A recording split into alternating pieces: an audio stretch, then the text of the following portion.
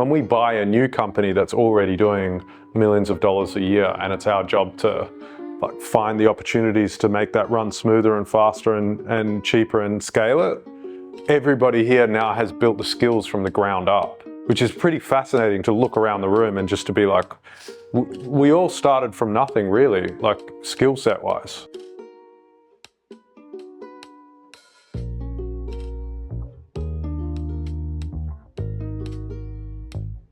If I go back all the way 10 years, I just like, if I learn how to do marketing, I can make whatever I want and put it out in the world and have a pretty good chance of winning. I was like, before I knew anything about marketing, and then fast forward 10 years and we've got these brands and we're doing, you know, $1 million a month or whatever, but it's like, it's taken so long to get here. These still aren't the brands of my dreams yet. But when we get to $100 million of a portfolio of brands, like the brands of my dreams and hopefully your dreams will be in there as well. And I think that's like a beautiful thing.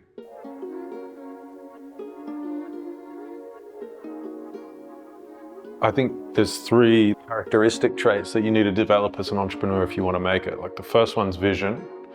Vision is being able to see the future in your third eye, or how you want the future to be, so that you know what you're trying to materialize. The second one is resilience, because it's going to be really difficult. You're going to meet a lot of dead ends. And then the third one is patience. So however long you want it to be, you need to extend that time horizon.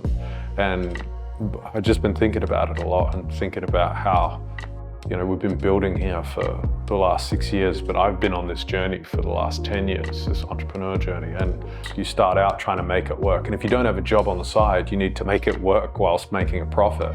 And so it's like this tiptoe towards the ultimate expression of yourself, which is like getting so closely aligned with what you love doing and what has meaning for you and what has purpose in the world, that when you finally clip in, you're in perfect alignment with your actions, your thoughts, and the output of the world, that you just love doing what you do. And I'm in that place now, but I still feel like I've got room to align more when I start to build out these brands over the next couple of years.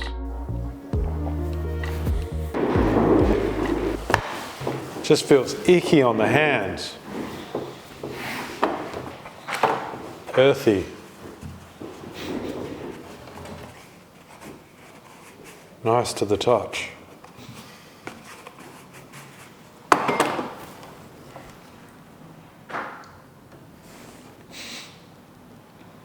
Robin's like, get on with it. I want you guys to start learning the language of what it means to have good packaging. We need to move out of this novice understanding of industry now. We need to move into if we're going to do this and build the brands that we want to build over the next 5 years, we need to become experts. The more you can see, the more likely you are to have success. But if we don't know the terminology and we can't see what represents quality and what doesn't, we're going to make this mistake 1,000 times. It's not a mistake, it's just a learning thing. So, you want to say something else? No. So the social strategy, we feel like there's a bit of a disconnect with the audience. It doesn't need to look perfect. It doesn't need to be perfect. It just needs to resonate.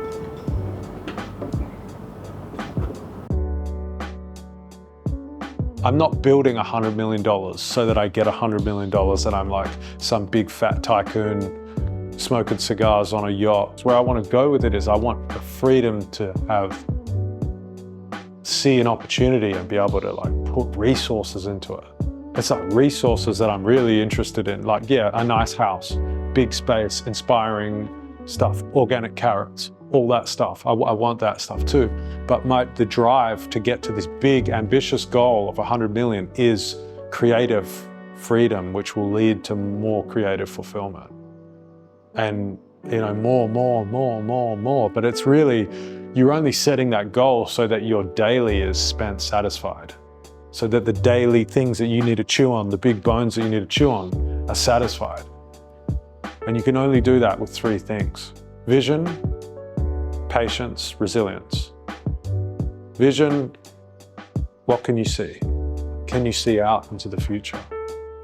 And the best way that I found to do that throughout my whole life, whenever I got stuck and I couldn't see clearly what I wanted next, I would just invert it and I'd be like, what would be the worst thing that I could do in the next 5 years? What would make me so disappointed with my life in 5 years? So, oh, well, I'm working for someone, I hate it, I have no way out, I've got no hope. That would be a really bad 5 years from now. And then I start to use that as my vision. I just flip it and I'll be like, okay, so instead I have hope, I have a way out, and I'm not working for anybody else. Okay, that's my new vision. And then I just keep on working towards that vision. And whenever I lose motivation, whenever I lose the zest, I just flip back into that other mode. Well, look, bruv, you don't go. You don't work right now. You're going to be working for someone else. And that's like this whole lifestyle balance thing where people would be like, yeah, I want to build a company, but I want lifestyle balance too. It's like, bruv, if you don't make it, somebody else is going to control what you consider to be lifestyle balance. You're going to have to get a job. Like, you're going to have to go out and fucking clock in for someone else. And then all of those hours that you needed to make your business, you're going to be doing it after that 9 to 5. Now it's going to be really difficult. As you get older, you move through your 20s, you get to your late 20s, early 30s. It changes. Like, you start to realize that, like, okay, I need to move now. I can't keep running like this. I know I'm on some different shit now, but like, just the lifestyle, that's why I've always been go, go, go, because I draw the power from the inverse. Make a big list of everything you don't want in 5 years. And so, like, I think 5 years from now, we're in a spot. Like, we're in a spot now where we could maintain this for 5 years and would be sweet. We'd be in a really good position financially and everything would be great. But if in that 5 years I didn't have anything to chew on, I didn't have anything that gave me purpose or meaning, I was just repeating the same day over and over again. That's what I'm inverting now. And it's like, and I want to taste it all. I want to make the movies. I want to build the clothing brands, the paper, the notebooks, the pens. Like, I don't care if nobody buys it, I want to build it. Well, like, you look around today and you see the packaging meetings, and, you know, I'm bringing you into it and I'm showing you how novice we are. And Robin has fantastic taste as a designer, but she's a novice in packaging design. She doesn't know the terminology. Julio's the person talking to the suppliers. And this is just an example of how patient you need to be. And like, the stuff that they're learning today, whatever brands we build or buy in the future, the knowledge that they're gaining right now is the key to, like, ascension. So everyone's building stuff and everyone's building their knowledge base, and everybody's just trying to strive to go home at the end of the day and feel like, I did something meaningful today. What else is there?